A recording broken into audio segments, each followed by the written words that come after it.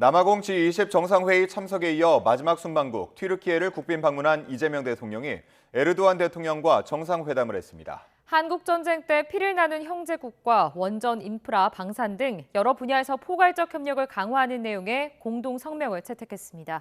먼저 강진원 기자의 보도입니다.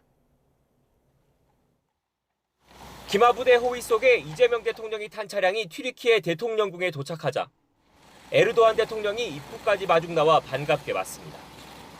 이 대통령이 의장대 사열 도중 도열병들에게 건넨 인사에 병사들은 힘찬 구호로 화답합니다. 메라바 아스케. 예포까지 발사하며 최고의 예를 갖춰 진행한 공식 환영식 직후 두 정상 간 회담이 진행됐습니다.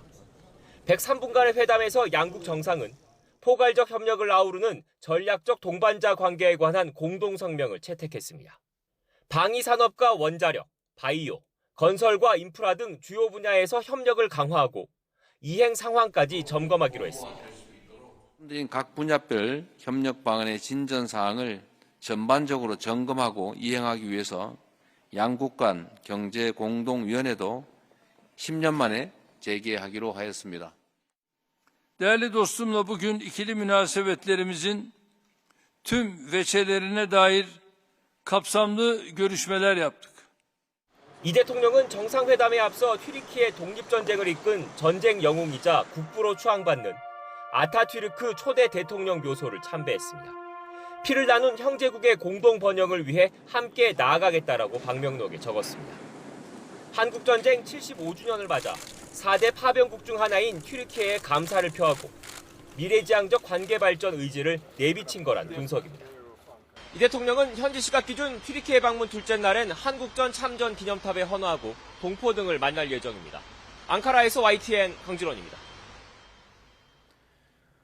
이재명 대통령은 튀르키예 에르도안 대통령과 정상회담을 통해 구체적으로 3건의 양해각서를 체결했습니다. 특히 튀르키예가 추진 중인 대규모 원전 프로젝트에 우리 측이 적극 참여할 수 있는 발판을 마련했다는 평가가 나옵니다. 정인용 기자입니다.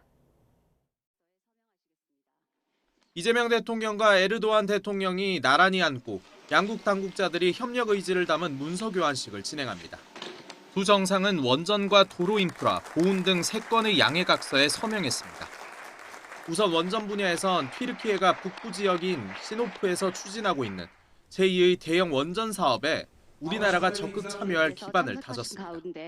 부지 평가와 원전 프로젝트 이행을 위한 공동 워킹그룹, 즉 실무단 구성에 공감대를 이룬 겁니다. 신규 원전 사업 추진에 있어 앞으로 남은 세부 평가 과정이 순조롭게 이루어질 수 있도록 양국 정부 차원에서 관심을 갖고 지원해 나가기로 하였습니다. 또 양국은 대규모 도로 민간 합작 프로젝트를 발굴하고 개발하기 위한 협력을 강화하기로 뜻을 모았습니다. 이에 따라 튀르키예 관련 사업에 우리 기업 참여 가능성을 높이고 양국이 사업 경험을 토대로 제3국에 공동으로 진출할 기회가 되길 대통령실은 기대하고 있습니다. 이번 국빈 방문을 계기로 체결된 도로사업 협력 MOU를 통해 대한민국과 튀르키예의 인프라 분야 협력이 더욱 공고화될 수 있도록 한국전쟁의 4번째로 많은 군인을 파병했던 튀르키예와 참전용사 단체 후손 간 교류를 확대하는 방안에도 두 정상이 합의했습니다. 피로 맺어진 우호관계를 증진시켜 전략적 협력이 미래 세대로 이어지는 데 보탬이 될 거란 해석이 나옵니다. YTN 정인용입니다. 도널드 트럼프 미국 대통령과 시진핑 중국 국가주석이 정상회담 한 달 만에 통화했습니다. 중국 측은 트럼프 대통령이 타이완 문제 중요성을 이해한다고 말했다고 밝혔는데요. 취재기자 연결해서 자세히 알아보겠습니다. 신윤정 특파원. 네, 워싱턴입니다. 네, 두 정상의 통화 내용 자세히 정리해 주시죠. 네, 미중 정상이 지난달 30일 부산에서 열린 트럼프 2기 첫 정상회담 뒤 약 한 달 만인 어제 저녁 전화통화를 했습니다. 통화 사실과 내용이 먼저 나온 건 중국 관영 신화통신을 통해서였는데요. 신화통신 보도에 따르면 시 주석은 통화에서 정상회담 뒤 중미 관계가 안정적인 흐름을 유지하고 있다면서 협력 목록을 더 길게 만들어 더 많은 긍정적인 진전을 이루자고 말했습니다. 이어 타이완 문제에 대한 중국의 원칙적인 입장을 설명하고 타이완의 중국 복귀가 전후 국제 질서의 핵심이라고 강조했습니다. 양국이 한때 파시즘과 군국주의에 맞서 함께 싸웠고 지금은 제2차 세계대전 승리의 성과를 함께 잘 수호해야 한다는 겁니다. 신화통신은 트럼프 대통령이 중국이 2차 대전 승리에 중요한 역할을 했고 미국은 대만 문제가 중국에 있어 얼마나 중요한지 이해한다고 말했다고 밝혔습니다. 트럼프 대통령은 이 보도 3시간 뒤쯤에 SNS를 통해서 통화 사실을 공개하면서 시 주석과 우크라이나 전쟁과 펜타닐, 대두와 농산물 등 많은 주제를 논의했다고 썼습니다. 또 시 주석이 내년 4월 베이징 방문을 초청해서 수락했고 시 주석도 내년에 미국을 국빈 방문할 예정이라고 예고했습니다. 다만 트럼프 대통령은 타이완 문제는 언급하지 않았고 백악관 역시 통화 사실만 확인했을 뿐 중국 측이 공개한 트럼프의 발언이 사실인지 등에는 말을 아끼고 있습니다. 네, 다카이치 일본 총리의 타이완 유사시 개입 시사 발언 이후 중국과 일본 관계가 경색된 가운데 이 타이완 문제가 미중 정상 대화에서 나온 건데 어떻게 해석되고 있습니까? 네, 트럼프 대통령은 집권 2기 들어 중국의 타이완 침공 가능성에 대해서 자신의 재임 기간에는 그런 일은 없을 거라는 원론적인 언급만 해왔습니다. 트럼프 대통령의 최근 발언 잠시 들어보겠습니다.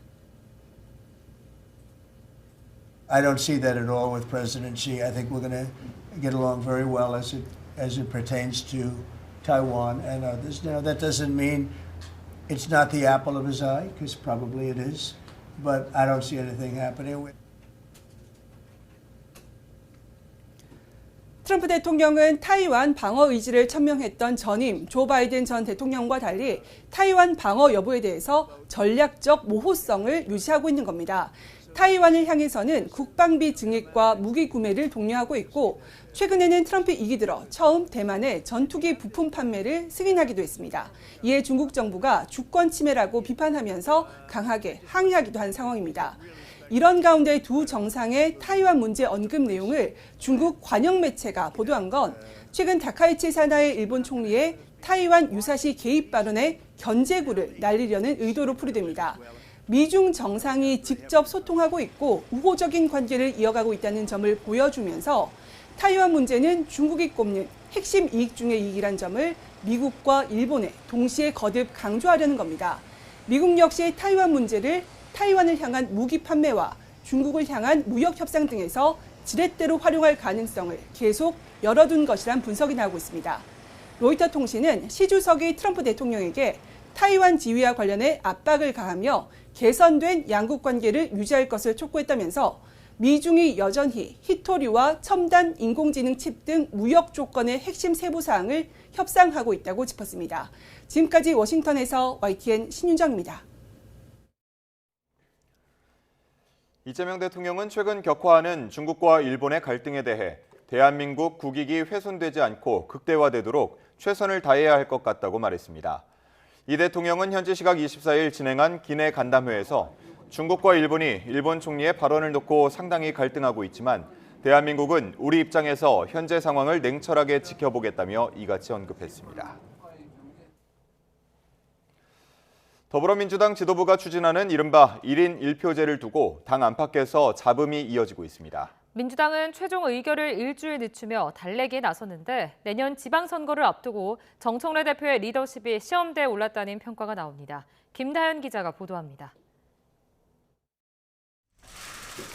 더불어민주당 최고위원회의에서 대의원과 권리당원 표의 가치를 동등하게 하는 이른바 1인 1표제 관련 공개 비판이 터져 나왔습니다.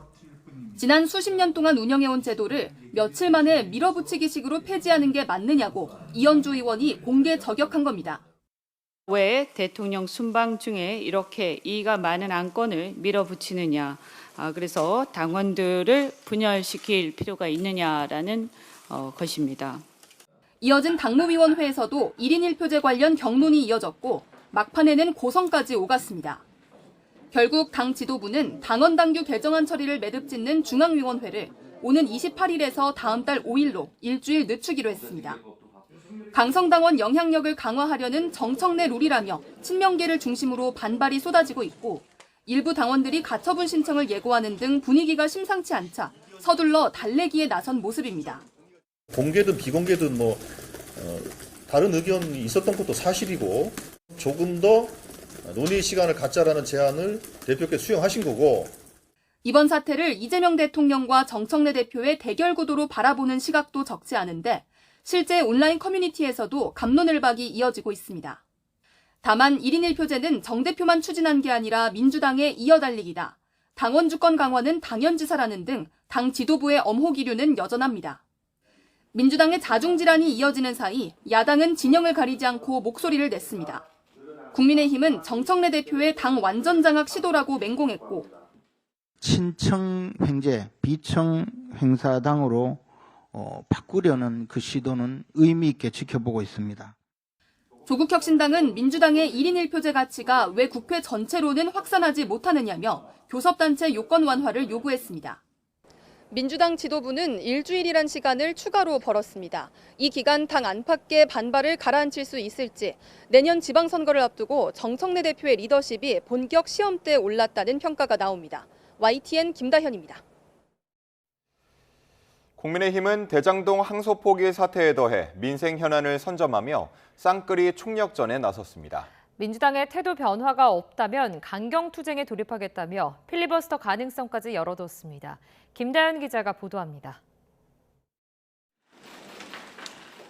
지난 주말 영남권 대국민 여론전 이후 열린 국민의힘 회의에서 메시지 방점은 민생, 특히 고환율 고물가에 찍혔습니다. 700조 원대의 퍼주기 예산과 매년 200억 달러의 대미 투자가 현실화하면 위기는 더 커질 텐데 이재명 정부는 대책이 있냐고 추궁했습니다. 환율이 1,400원만 돌파해도 호들갑 떨던 예전의 민주당은 어디 갔냐며 결국 경제 위기의 원인은 무능이라고 진단했습니다.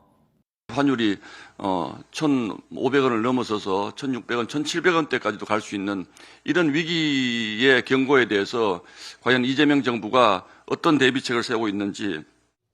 아마 이재명 대통령이 본인 재판을 막는 데 집중하느라 경제 골든타임을 놓치고 있는 것 같다며 대장동 항소 포기 사태도 지적했습니다. 국민의힘은 민주당이 말로만 국정조사를 약속하고 정작 협상장에선 이런저런 핑계로 시간을 끈다며 침대 축구가 계속되면 비상한 수단, 그러니까 필리버스터로 응수하겠다고 으름장을 놨습니다. 대법관 증언 같은 사법개혁 쟁점 법안뿐만 아니라 민생 사안에도 무제한 토론에 나설 수 있다고 압박했습니다.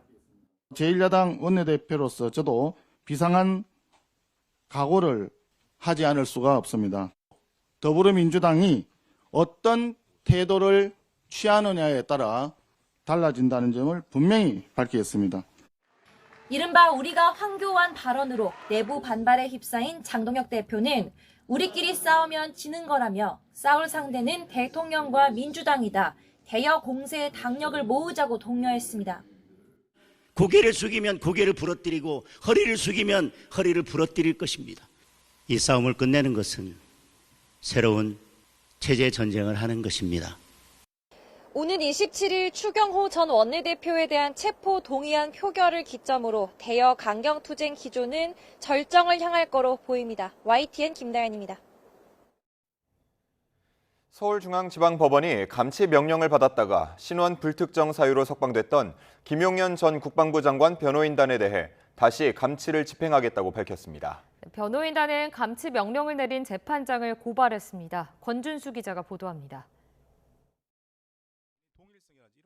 김용현 전 국방부 장관 변호인단의 법정 소란 논란이 불거진 지 닷새 만에 한덕수 전 국무총리의 내란 혐의 재판이 다시 열렸습니다. 이진관 재판장은 감치 재집행을 예고했습니다. 증인으로 나왔던 김 전 장관의 변호인 2명이 퇴정하라 명령에도 나가지 않아 감치 처분을 받았지만 서울구치소에서 이름과 주민등록번호 등 신원이 특정되지 않았다는 이유로 석방됐기 때문입니다. 적법한 절차로 인적 사항을 확인해서 구치소에서 요구하는 요건을 맞추어서 집행할 예정입니다. 이 재판장은 비공개로 진행됐던 신문 절차에서 모욕 행위가 있었다는 점도 언급했습니다. 재판부를 향해서 해보자는 거냐, 공수처에서 봅시다. 이렇게 진술을 했습니다. 김 전 장관의 변호인단도 맞대응에 나섰습니다. 이진관 재판장을 고위공직자범죄수사처의 직권남용 권리행사 방해와 불법 감금 혐의로 고소한 겁니다. 변호인단의 입장문을 통해 좌석이 부족했던 것도 아니고 공개재판 원칙이 적용되고 있었기 때문에 적법하게 입정했던 거라며 퇴정명령에 대한 이의제기를 감치로 응징한 건 자의적 폭력이라고 주장했습니다. 법정에서 공소유지를 맡고 있는 내란 특검도 팔을 걷었습니다. 특검보나 파견검사를 상대로 한 김 전 장관 변호인단의 모욕적 언사에 대해 자료를 수집하고 있다며 대한변호사협회가 징계 절차를 위해 요청한다면 협조하겠다는 겁니다. 법정 안팎으로 커진 갈등 속에 한 전 총리는 재판에서 기존에 밝혀왔던 대로 비상계엄을 만류했다고 주장했습니다. 한 전 총리의 재판은 오는 26일 결심 공판이 진행될 예정입니다. YTN 권유수입니다. 여인형 전 국군 방첩사령관이 지난해 안가회동 당시 윤석열 전 대통령의 계엄 언급이 있었고 자신은 불가능하다는 취지의 입장을 전했었다고 증언했습니다. 여 전 사령관은 어제 서울중앙지법에서 열린 윤 전 대통령 내란 우두머리 혐의 사건 공판에 증인으로 나와 이렇게 말했습니다. 여 전 사령관은 지난해 5월에서 6월 삼청동 안가 저녁 자리에서 대공수사와 간첩수사 얘기를 했고 윤 전 대통령의 감정이 격해졌었다며 이 과정에서 대권 조치와 계엄이라는 말이 나왔었다고 밝혔습니다. 이어 자신은 군의 참여가 불가능하다는 실태를 말했었다면서 다만 일개 사령관이 무례한 발언을 했다는 생각에 윤 전 대통령에게 무릎을 꿇었었다고 설명했습니다.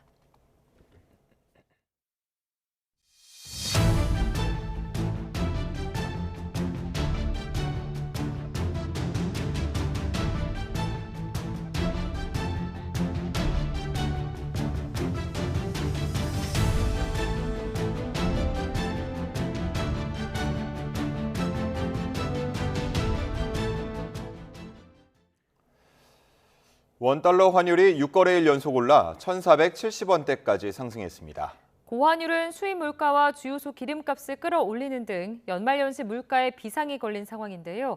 외환 당국이 국민연금의 소방수 역할을 요청했습니다. 이승은 기자입니다. 서울 외환시장에서 원달러 환율이 나흘 연속 장중 1,470원을 넘었습니다. 달러 강세와 원화 약세 요인이 겹쳤습니다. 이미 지난달 원화의 실질 가치는 16년여 만에 최저입니다. 원화 구매력을 보여주는 실질 실효 환율은 지난달 말 89.09로 금융위기 때인 2009년 8월 말 이후 최저입니다. 외환위기를 통과하던 1998년과 비교해도 그리 높지 않습니다. 지난달 수입 물가 지수는 9달 만에 최대폭으로 뛰었고 주유소 기름값은 4주 연속 올라 연말연시 물가가 우려됩니다. 외환당국은 외환시장의 큰손, 국민연금과 협의에 나섰습니다. 기획재정부와 보건복지부, 한국은행과 국민연금은 사자협의체를 구성하고 첫 회의를 열었습니다. 국민연금 해외 투자 확대 과정에서 외환시장 영향을 점검하고 국민연금의 수익성과 외환시장의 안정을 조화롭게 달성하는 방안을 논의할 것이라고 당국은 설명했습니다. 지난 8월 말 기준 국민연금 기금 1,322조 가운데 44%인 581조 원이 해외 주식과 채권입니다. 환율의 불안정성, 대외 시장의 변동성 확대 등이 부담 요인으로 작용할 리스크도 여전히 존재하고 있습니다. 수익성과 안정성을 지키기 위해 시장에 대한 면밀한 분석을 바탕으로 기민하게 대응해 주시기를 바랍니다. 협의체에서는 국민연금의 선물환 매도 등 환해지나 시장이 아닌 한은에서 달러를 조달하도록 외환 스와프 계약 연장 등이 논의될 것으로 보입니다. 하지만 서학개미 행렬과 대미 투자 확대, 한미 금리차 등 구조적 요인이 계속 환율을 밀어올리고 있습니다. 올해 3분기에만 서학개미들과 기업들이 외국의 해외 투자로 내보낸 그 돈이 1,158억 달러예요. 우리나라 돈으로 약 170조 원 정도가 됩니다. 게다가 국민 노후를 책임지는 최후의 보루를 환율 안정수단으로 동원하는 것에 대한 우려가 나옵니다. 미 재무부가 우리나라를 환율 관찰 대상국으로 지정하면서 국민연금을 통한 외환시장 간접 개입을 적시한 것도 부담입니다. YTN 이승은입니다.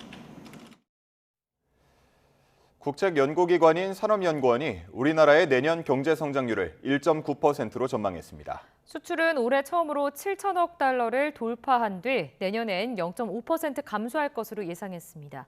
최혜영 기자입니다. 산업연구원은 내년 우리나라의 실질 국내 총생산이 올해보다 1.9% 증가할 것으로 내다봤습니다. 올해 전망치인 1%보다 높은 수준입니다. 민간 소비가 1.7% 증가하면서 성장을 주도할 것으로 예상했습니다. 다만 체감물가 변화와 가계부채 등이 변수입니다. 실질소득 및 가계소득 증가와 정부의 확장적 재정정책 기조, 그리고 물가 안정세 및 금리 하향세 등을 바탕으로 소비 여건의 개선과 소비심리 안정세가 이어지면서 우리 경제의 또 다른 축인 수출은 올해 사상 첫 7천억 달러를 달성하며 역대 최대를 찍을 것으로 예측했습니다. 이어 내년에는 올해보다 0.5% 소폭 둔화한 6,970억 달러를 기록할 것으로 분석했습니다. 특히 반도체 수출의 경우 증가폭이 올해 16.6%에서 내년 4.7%로 크게 둔화할 전망입니다. 반도체는 AI 투자가 지속되어 고부가 제품의 수출 증가세는 지속되겠지만 전년도 기저효과 및 수요 안정화로 또 미국 관세 정책과 공급 과잉, 해외 생산 등의 영향으로 자동차는 0.6%, 조선 4%, 철강 5%, 정유 16.3% 수출이 감소할 것으로 예상했습니다. 산업연구원은 우려 요인으로는 반도체 중심의 수출 구조를 꼽았습니다. 반도체 중심의 의존성이 많이 강화가 됐다는 점이 그에 반해서 다른 주력 산업의 경쟁력은 상당히 도전을 많이 받고 있다는 점이 내년뿐만 아니라 길게 봤을 때 우려 요인이라고 하겠습니다. 내년 원달러 환율은 우리나라의 수출 둔화 가능성 등으로 원화 강세폭이 제한되면서 1,390원대를 기록할 것으로 내다봤습니다. YTN 최하영입니다. 정부의 11호 대책 발표 이후 부동산, 특히 아파트 시세 흐름에 관심이 쏠리고 있습니다. 주기적으로 발표되는 관련 국가 통계에 상당수 군 단위 지역이 13년간 소외된 사실이 YTN 취재 결과 드러났습니다. 조사 주체인 한국부동산원은 통계 공표 기준을 재검토할 방침입니다. 김민성 기자의 단독 보도입니다. 지난달 전북 지역 아파트 매매 가격 지수 변동률입니다. 한 달 새 0.6% 넘게 상승한 전주시는 비수도권 전체에서 지수 변동폭이 가장 컸습니다. 반면 익산시는 0.47% 하락해 매매 가격 지수가 전국에서 가장 큰 하락폭을 기록했습니다. 비수도권 아파트 시장이 전반적으로 약보합 흐름을 보이고는 있지만 인접도시 간에도 온도차가 극명할 만큼 시장 변동성이 우려되는 상황입니다. 이런 때일수록 소비자들을 위한 가늠자로서 중요성이 큰 부동산 시세 통계. 그런데 언론에도 자주 인용되는 전국 주택 가격 동향조사의 아파트 매매 가격 지수 통계는 도시 지역 중심으로만 발표합니다. 시와 구 지역은 인구수와 관계없이 전체가 공표되지만 군 지역은 단 8곳으로 한정됩니다. 예컨대 인구 3만 7천 명의 강원 태백시, 4만 5천 명의 충남 계룡시는 지수 변화를 공개하는 반면 군 단위는 경기 양평이나 전북 완주처럼 인구 10만이 넘는 지역까지 제외되는 겁니다. 취재 결과 이런 공표 기준은 한국부동산원이 지난 2012년 KB부동산 통계를 이관받을 때 재설계 과정을 거쳐 결정된 것으로 파악됐습니다.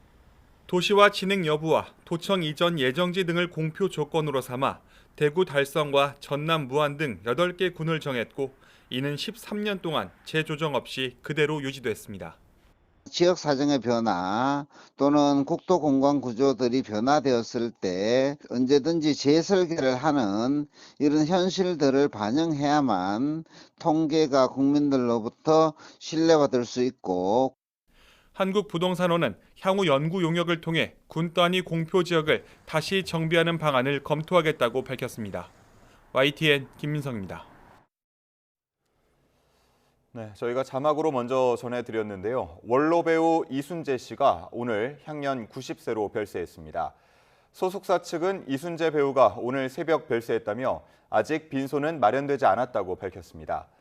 한북 회령에서 태어나 서울고와 서울대 철학과를 졸업한 고인은 1960년 KBS 1기 탤런트 출신으로 지난해까지 국내 최고령 현역 배우로 활동했습니다. 네, 이후 1992년 14대 총선에 당시 여당인 민주자유당 후보로 서울 중랑갑 선거구에 출마해 당선됐고 국회의원으로서 민자당 부대변인과 한일의원연맹 간사 등도 역임했습니다. 고령에도 배우 활동을 이어갔지만 지난해 10월 공연 활동을 취소하는 등 지난해 말부터 건강 이상설이 불거졌는데요. 원로 배우 이순재 씨가 오늘 향년 90세로 별세했다는 소식이 전해졌습니다. 자세한 소식은 잠시 후에 전해드리도록 하겠습니다. 오늘의 주요 경제 일정입니다. 2035년 탄소 배출량을 2018년 대비 53에서 61% 줄이는 국가온실 가스 감축 목표 NDC를 확정한 정부가 오늘 산업계와 만나 목소리를 듣습니다. 앞서 대한상공회의소와 한국경제인협회 등 14개 단체는 공동 입장문을 내고 NDC 상향 기준은 탄소 감축 기술이 상용화되지 못한 상황에서 산업계에 상당한 부담으로 작용할 것이라고 강조했습니다. 은행권이 잇따라 가계대출의 문을 닫고 있습니다. KB국민은행이 지난 20일 주택구입 자금용 주택담보대출 접수를 중단한 데 이어 하나은행도 오늘부터 올해 실행되는 주택담보대출과 전세대출 신규 접수를 제한합니다. 4대 은행의 가계대출 총량이 올해 목표를 33% 초과하면서 신한은행과 우리은행도 셧다운 움직임에 동참할 가능성이 커지고 있습니다. 그동안 직접 지하철역을 방문해야 충전할 수 있었던 실물 기후 동행 카드를 오늘부터는 모바일 앱으로 충전할 수 있습니다. 앱을 실행하고 실물 기후 동행 카드 충전 메뉴를 선택한 뒤 카드를 휴대전화 뒷면에 접촉하면 카드가 자동 인식돼 충전이 가능합니다. 금융위원회와 검찰, 금융감독원, 한국거래소가 함께 불공정거래 조사심리기관 협의회를 엽니다. 주식시장 불공정거래 관련 혐의 포착에서부터 조사, 수사에 이르기까지 유기적 협력을 위해 서로 정보를 공유하는 자리입니다. 베트남 호찌민에서 한국인 시신이 담긴 대형 가방이 발견됐습니다. 현지 경찰이 수사에 나선 가운데 한국인 2명이 용의자로 체포돼 조사를 받고 있습니다. 홍선기 기자가 취재했습니다. 베트남 호찌민의 한 주택가에서 현지 경찰이 천막을 치고 파란색 대형 가방을 유심히 살피고 있습니다. 현지 시간 23일 오후 길가에 놓인 가방에서 이상한 냄새가 난다는 신고가 접수됐는데 가방 안에서는 남성의 시신이 발견됐습니다. 베트남 경찰은 숨진 남성이 한국인이라는 사실을 확인하고 우리 공관에도 통보한 것으로 전해졌습니다. 경찰은 발견 당시 시신이 다소 부패한 점 등을 토대로 사망 시점과 원인을 파악 중입니다. 베트남 현지 언론은 발견 당시 가방 주변에 있던 남성 2명이 행인들이 몰려들자 택시를 타고 도주했다고 보도하기도 했습니다. 또 경찰이 이번 사건 용의자로 한국인 2명을 붙잡아 조사하고 있다고 전했습니다. 현지 우리 공관은 베트남 수사당국과 긴밀하게 소통하고 있다며 유족에도 연락해 필요한 영사 조력을 제공할 것이라고 밝혔습니다. 앞서 지난달에는 캄보디아 국경과 맞닿은 베트남의 접경 지역에서 한국인 여성이 숨진 채 발견되기도 했습니다. 해당 여성은 온라인 스캠 범죄에 연루된 정황이 포착됐습니다. 그러나 이번 사건이 스캠 범죄와 관련이 있는지 아니면 한국인들 사이의 원한에 의한 범죄인지는 아직 밝혀지지 않았습니다. YTN 홍성기입니다. 역대 최대 규모의 성착취 피해를 일으킨 텔레그램 범죄 조직 자경단의 총책 김노관이 1심에서 무기징역을 선고받았습니다. 재판부는 김 씨가 익명성 뒤에 숨어 잔혹하고 악랄하게 범행했다며 사회로부터 영원한 격리가 필요하다고 판단했습니다. 임혜진 기자가 보도합니다. 텔레그램 성착취 단체 자경단 총책 김노관은 2020년 8월부터 올해 1월까지 4년 5개월에 걸쳐 성착취 영상을 제작 유포하고 피해자들을 협박한 혐의로 재판에 넘겨졌습니다. 피해자들한테 죄송하지 않습니까? 경찰 추적 피할 수 있을 거라고 생각하신 이유가 뭡니까? 자경단이 만든 성착취물은 2,000여 개, 피해자는 261명에 달하는데 대부분 미성년자나 아동이었습니다. 국내에서 발생한 성착취 사건으로는 최대 규모의 피해입니다. 1심 재판부는 김 씨가 초범이고 피해자 가운데 3명과 합의한 점을 고려해도 사회로부터 영구격리가 불가피하다며 무기징역을 선고했습니다. 텔레그램의 익명성 뒤에 숨어 아동 청소년인 피해자들을 지속적으로 협박하고 변태적 행위를 강요해 성을 착취했다는 겁니다. 재판부는 특히 공범을 통해 피해자의 아버지에게 성관계 영상을 전송하고 피해자의 직장까지 찾아가 협박을 일삼는 등 범행 수법이 매우 잔혹하고 악랄하다고 질타했습니다. 김 씨와 함께 기소된 조직원 10명도 모두 실형을 선고받았습니다. 다만 재판부는 미성년자거나 가성년이 돼 사회 경험이 부족한 이들이 김 씨에게 협박당해 범행에 가담한 것으로 김 씨와 공동의 목표를 가졌다고 보기 어렵다며 범죄단체 조직과 활동 혐의는 무죄로 판단했습니다. YTN 임혜진입니다. 제주의 대표적인 관광지 우도에서 차량 돌진 사고가 발생했습니다. 이 사고로 3명이 숨지고 10명이 중경상을 입었습니다. 고재영 기자의 보도입니다. 6명이 탄 하얀색 승합차가 빠른 속도로 돌진합니다. 보행자와 표지판을 잇따라 들이받고서야 겨우 멈춰섰습니다. 사고가 난 건 오후 3시쯤 60대 A씨가 몰던 승합차가 우도로 들어오는 도항선에서 내린 뒤 이동하다가 사고가 난 겁니다. 표지판에서 중간 정면으로 그냥 이렇게 박았는데 차가 완전히 박살난 상태지만 씨. 이 사고로 차에 타고 있던 1명과 차에 치인 보행자 2명 등 3명이 병원으로 옮겨졌지만 숨졌습니다. 또 10명이 크고 작은 부상을 입어 치료 중입니다. 섬이다 보니 제주에 있는 소방과 해경, 닥터1기가 환자 이송을 위해 총 출동했습니다. 구급대원들은 일단 CPR 위주로 하고 있고 그다음에 중경상 입은 분들 관리를 하고 있었고 헬기가 와서 크게 다치신 분들을 이제 바깥쪽으로 이동을 하더라고요. 경찰은 급발진 등 모든 가능성을 고려해 사고 경위를 조사할 계획입니다. YTN 고재영입니다.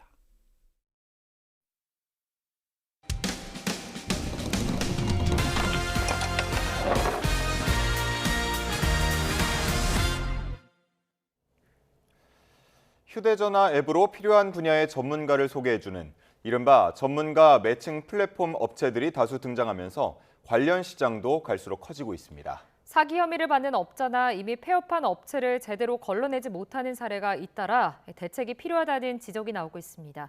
제보는 Y 송수연 기자입니다. 30대 조모 씨는 지난 1월 전문가 매칭 플랫폼을 통해 인테리어 업자를 찾았습니다. 조 씨가 이용한 플랫폼은 누적 가입자가 1,000만 명이 넘는 곳으로 휴대전화 애플리케이션에 견적을 올리면 조건에 맞는 전문가를 추천해줬습니다. 조 씨는 앱을 통해 소개받은 업체들 가운데 가장 조건이 맞는 것으로 보이는 한 곳과 계약했습니다. 그런데 벽에 균열이 있다는 등의 이유로 예상 비용은 1,000만 원대에서 3억 원까지 불어났고 조 씨는 1억 5천만 원 넘는 돈을 건넸습니다.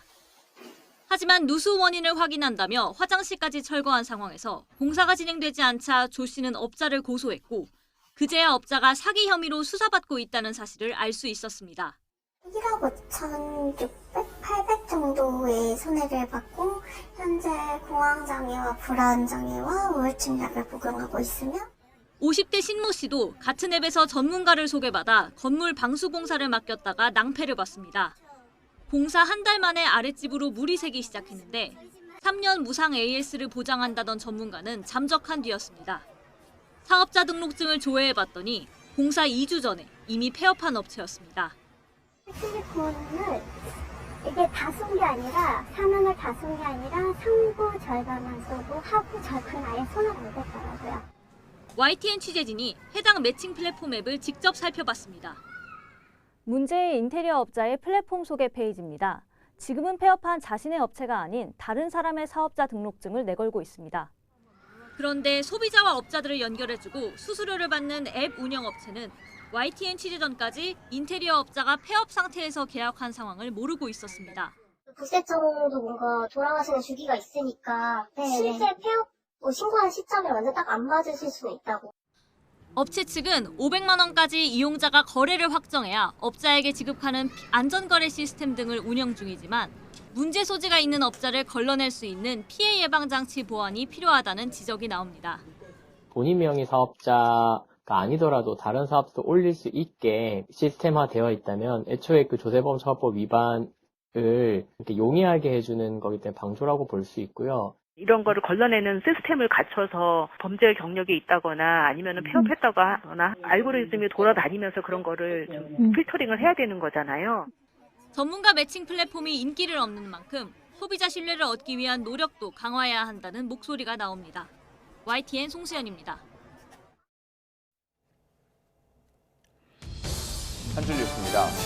서울경찰청 사이버수사대는 한국에 훼손된 시신이 많이 발견된다는 허위 정보를 퍼뜨린 혐의를 받는 유튜버를 지난 21일 피의자 신분으로 불러 조사했습니다.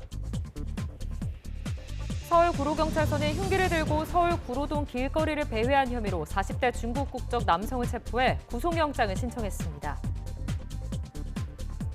부하 직원을 성추행한 이유로 해임된 경찰관이 징계가 부당하다며 행정소송을 냈지만 패소 판결을 받았습니다. 강원도 양양군청 공무원이 환경미화원들에게 상습적으로 가혹행위를 했다는 폭로와 관련해 경찰이 수사에 나섰습니다. 동해안에서 차 봉지에 포장된 케타민으로 추정되는 마약류 의심물질 1kg이 발견돼 경찰이 수사에 나섰습니다. 이른바 제2의 염전 노예 사건 피해자가 국가를 상대로 낸 배상 소송에서 일부 승소했습니다. 지금까지 한 줄 뉴스였습니다. 오는 27일로 예정된 누리호 4차 발사는 처음으로 야간에 발사합니다. 누리호를 야간에 쏘는 이유는 주 탑재 위성인 차세대 중형 위성 3호의 임무와 밀접한 관련이 있는데요. 이성규 기자가 설명해드립니다.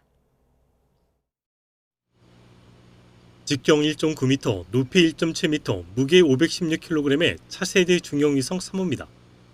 오는 27일로 예정된 누리호 4차 발사에 실리는 위성 가운데 막형격으로 주 탑재 위성으로도 불립니다. 누리호가 야간에 발사되는 이유는 차세대 중형 위성 3호의 임무와 밀접한 관련이 있습니다. 이 위성은 우주 자기장과 플라즈마 측정, 오로라 관측 등의 임무를 수행할 예정입니다. 우선 오로라를 관측하고 우주 플라즈마를 측정하기 위해선 고도 600km의 태양 동기 궤도에 위성을 올려야 합니다. 또 희미한 오로라 빛을 관측하기 위해서는 위성이 적도를 남쪽에서 북쪽으로 통과하는 순간의 시각이 오후 12시 30분부터 50분이 되도록 궤도를 설정해야 합니다.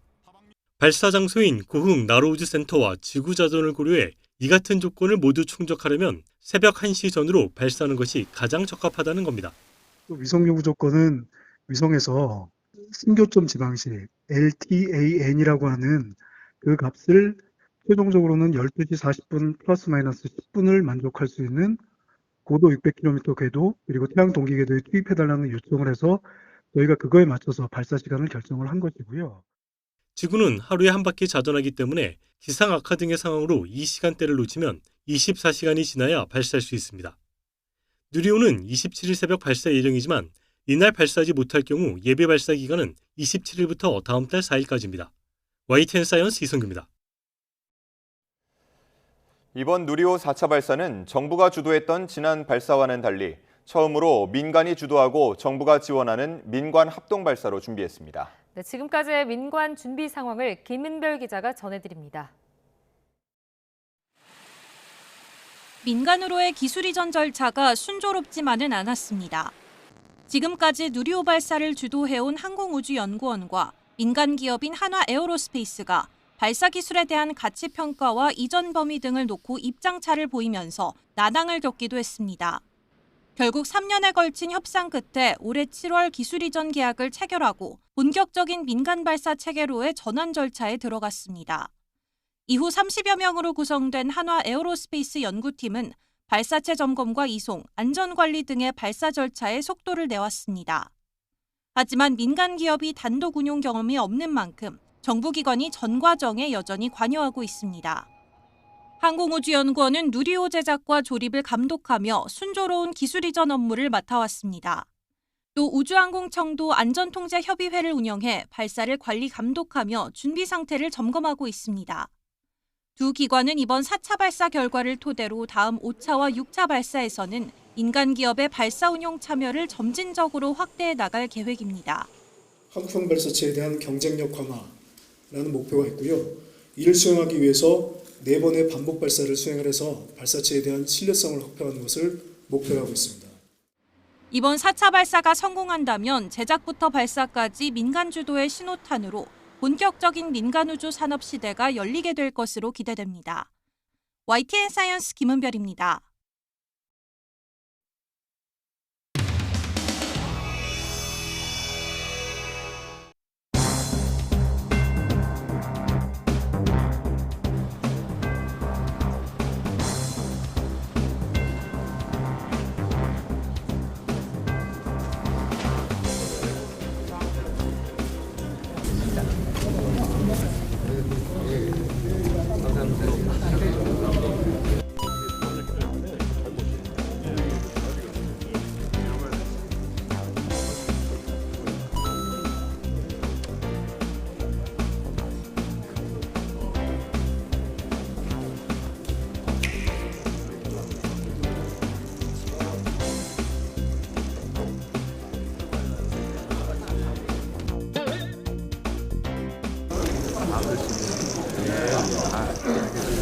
나중에 한번 뵙겠습니다. 예.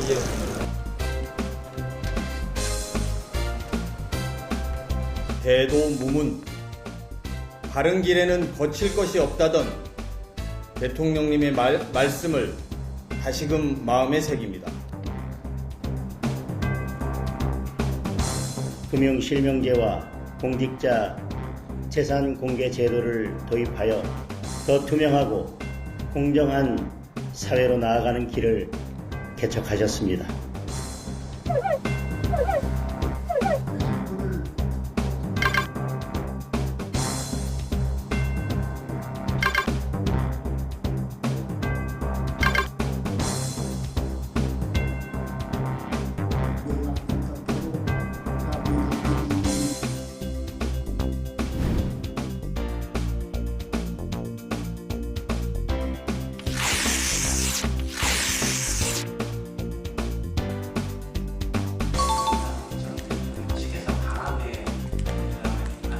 너무 일정이 바빠가지고 참석을 하지 못했습니다. 그래서 먼저 송구하다는 말씀드리고요.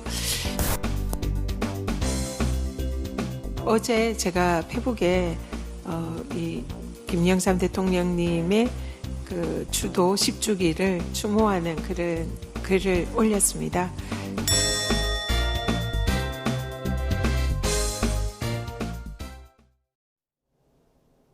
오늘 출근길엔 신경 써야 할 게 많습니다. 우선 마스크를 착용하셔야겠는데요. 현재 경남을 제외한 전국에서 초미세먼지 농도가 나쁨에서 매우 나쁨 수준을 보이고 있고 수도권과 세종, 충남에는 초미세먼지 주의보도 내려졌습니다.